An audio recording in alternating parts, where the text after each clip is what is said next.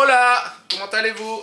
Salut mes Kolozaxan, comment allez-vous? Ici Saga of Gemini 31 pour de nouvelles aventures.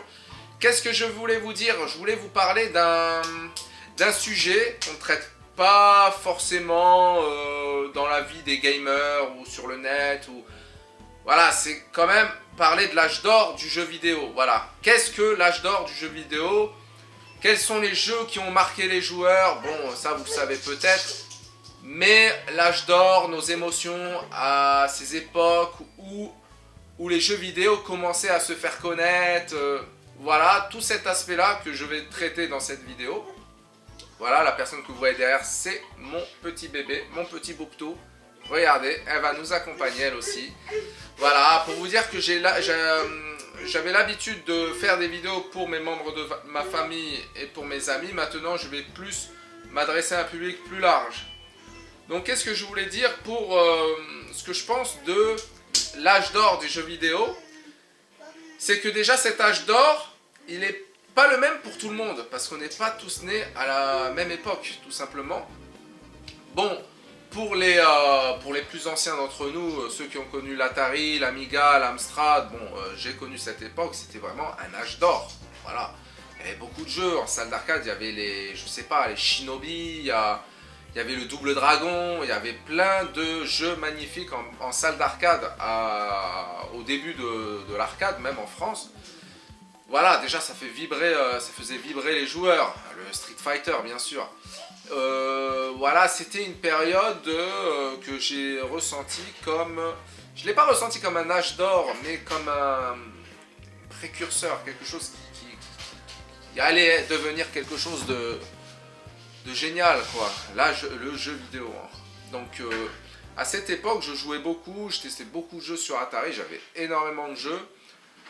C'était pour moi mon premier âge d'or. Voilà, l'Atari 520 ST, ma première console de cœur. Voilà, c'était magnifique, c'était grandiose. Voilà. Après, pour les puristes, je dirais le vrai âge d'or se situe entre les années... en fait, c'est l'année de transition entre la Super Nintendo et la PlayStation 1. Bon, je résume hein, vaguement. Bon, il y avait la Mega Drive, Master System, etc., etc. Pour moi, l'âge d'or, le vrai âge d'or, c'est le passage de la 2D à la 3D qui a été avec la PlayStation 1. Waouh, ça a été... Waouh, moi, je me souviens, le Battle Arena Toshinden, quand je le voyais, j'étais j'avais pas la console encore parce qu'elle coûtait 2100 francs. Mais mon meilleur ami d'enfance l'avait. Voilà, il s'appelle Olivier. Coucou Olivier. Et je regardais Battle Arena Toshinden. Et je regardais les deux personnages comme ça. Qui, quand elle s'éloignait, la caméra s'éloignait aussi en même temps. Donc moi, j'ai fait un waouh dans ma tête. D'ailleurs, j'ai gardé cette émotion en moi. Les jeux style Ridge Racer, quand on est passé de la 2D à la 3D, c'était fou quoi, c'était fou, c'était merveilleux. L'âge d'or du jeu vidéo, clair et net, c'est ce passage-là. Pour moi. Le Tekken 1, les premiers jeux en 3D, les Wipeout, toute l'armada de jeux PlayStation 1 qu'ils ont sorti même à ses débuts, c'était fantastique, c'était magnifique. Le Rayman, bon, c'est de la 2D, certes, mais magnifique. Il y a les Donkey Kong aussi sur Super Nintendo que j'ai beaucoup aimé. Bon, ça, c'est des jeux plutôt 2D. Mais la 3D a été un signal fort. Même la PlayStation 1 s'est vendue à des millions d'exemplaires. Ça l'a fait connaître, ça a fait rentrer le jeu vidéo chez les gens, en fait. Voilà, l'âge d'or, pour résumer, le premier grand âge d'or. Quand on parle de l'âge d'or, c'est la quintessence à ce moment-là du jeu vidéo.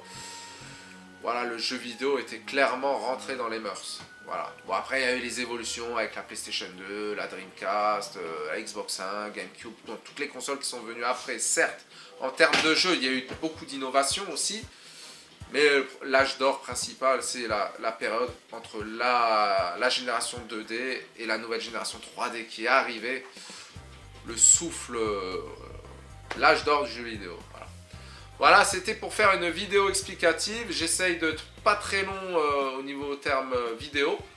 Voilà, il y aura beaucoup de concepts.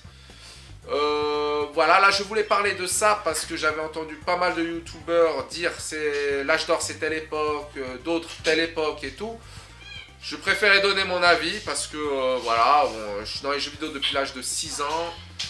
J'ai vécu les jeux vidéo, j'ai beaucoup testé de jeux vidéo, c'était une de mes plus grandes passions. Ça l'est toujours. J'ai pas pu tester tous les jeux parce qu'il y en a énormément. Mais mon bonheur, c'était de pouvoir tester un nouveau jeu, même à... Je vais vous dire un truc, l'époque où j'ai testé beaucoup de jeux vidéo, c'était à l'époque de la PlayStation 2, Xbox et GameCube. À cette époque-là, il y avait énormément de jeux. Prince of Persia sur Xbox 1 par exemple, sur GameCube le Resident Evil 4, sur PlayStation 2 il y a eu les GTA, il y a eu les Final Fantasy X, il y a eu énormément de jeux. Après, sur d'autres vidéos, je m'attarderai plus sur les jeux que j'ai aimés en fait. Bon, je collectionne un petit peu les jeux vidéo, mais pas comme les grands youtubeurs qui collectionnent. Je collectionne à mon rythme. Je préfère avoir les jeux que j'ai réellement aimés que de collectionner des tas et des tas et des tas de jeux.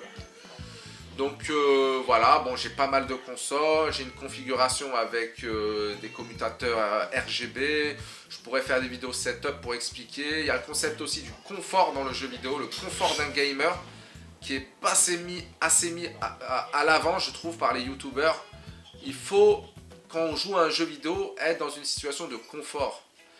Parce que si on provoque cette situation de confort, on va être plus convivial, on va recevoir des gens chez soi, on va avoir des très bons souvenirs, d'énormes, très bons souvenirs en termes de jeux vidéo.